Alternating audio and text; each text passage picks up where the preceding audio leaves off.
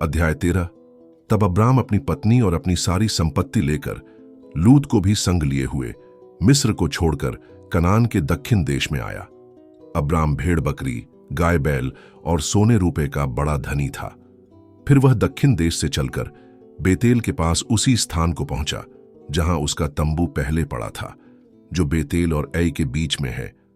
यह स्थान उस वेदी का है जिसे उसने पहले बनाई थी, और वहां अब्राम ने फिर यहोवा से प्रार्थना की। और लूत के पास भी, जो अब्राम के साथ चलता था, भेड़ बकरी, गाय बैल और तंबू थे। सो उस देश में उन दोनों की समाई न हो सकी कि वे इकट्ठे रहें, क्योंकि उनके पास बहुत धन था, इसलिए वे इकट्ठे न रह सके। सो अब्राम और लूत की भेड़ बकरी और गाय बैल के चरवाहों के बीच में झगड़ा हुआ, और उस समय कनानी और परिज्जी लोग उस देश में रहते थे।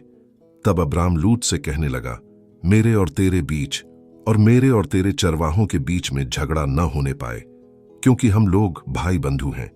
क्या सारा देश तेरे सामने नहीं? सो मुझसे अलग हो। यदि तू बाईं ओर जाए तो मैं दाहिनी ओर जाऊंगा, और यदि तू दाहिनी ओर जाए तो मैं बाईं ओर जाऊंगा।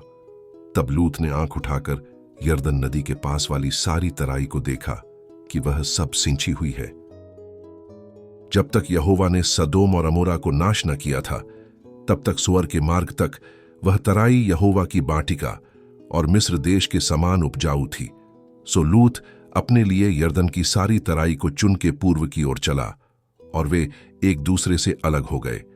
अब्राम तो कनान देश में रहा, पर लूत उस तराई के नगरों में रहने लगा और अपना तंबू सदोम के निकट खड़ा किया। सदोम के लोग यहोवा के लेखे में बड़े दुष्ट और पापी थे।